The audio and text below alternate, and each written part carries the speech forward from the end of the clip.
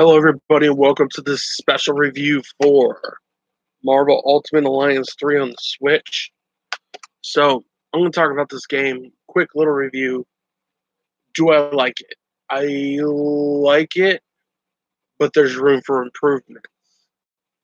Now, one thing to understand is that there's DLC coming, and they've said it will add stuff to the story.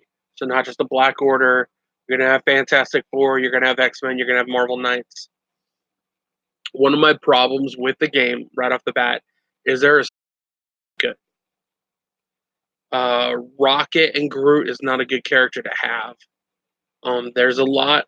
Spider-Man still. You had him in Ultimate Alliance 1, he wasn't good. Ultimate Alliance 2, he wasn't good. Ultimate Alliance 3, he still isn't good. Uh, One other thing about this game is it's very linear. Super linear. You go here, here, here, here. One thing that I would have really liked is to have the discs come back and for you to have different HQs. Because there's HQs in the other games where you're at the Xavier Institute and you're there and you can interact with people, Avengers Tower, um, and so far, and all that stuff. But they had these discs where you could earn costumes, abilities, you could replay specialty versions of missions, and that was really cool to have that in there. There was more customization to your characters, so you could spend more points. And this one kind of eliminates that fact that was in the first two games, where you can't really upgrade your characters. Say you want one power, and because in this one you only have you have four powers that you could level up, but you can only level them up four times. So to me, that's kind of lackluster. Some of the characters that are in there, all the characters I wanted, you don't get till almost end game. And one of the problems I had, I have not beaten the game yet, is you get to a point, if you're just playing,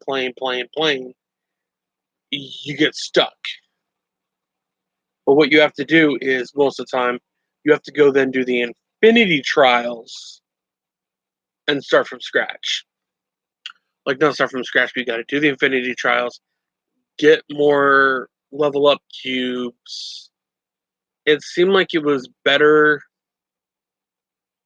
You had a better chance of getting through the game without having to grind on the game. And some of the boss battles are repetitive and the same shit. There's a lot of them that have, you're not exactly fighting the boss, you're fighting minions and waiting to stun the shield. And that to me is an issue. It's an issue that shouldn't have been made. Now, do you have a better advantage if you have X-Men, Avengers, Defenders, any of that stuff? My team has people I want. It's very convoluted. There is some hidden gem characters though. Crystal is a hidden gem character.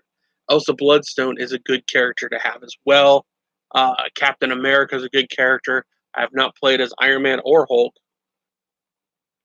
so it's just different. It's hard when you're trying to progress through the game, but you're at a stopping point, and you can't just go back to old levels and regrind, because that would be really fun if you could regrind into other levels. It's just Marvel Ultimate Alliance does have the mechanics are there. Has really good mechanics. It glitches sometimes. It's fun to play, but there's limitations. And there's certain. I wish the roster was bigger, and I wish that there's more villains because it's mainly just heroes. There's not really a lot of villains in the game that you can play as. So I really wish there was more in there, so that you're not just stuck. That's kind of my issue with the game is it doesn't flow like the other two did. And there was more story in the other two games. There was more going on. So it just seems to be a little lackluster. It's been a quick review. I would give it a 7 out of 10 for a game that I waited 11 years. I really think that once the DLCs come out, it will be a better game. So this has been Chucky, and this has been my review for Marvel Ultimate Alliance 3.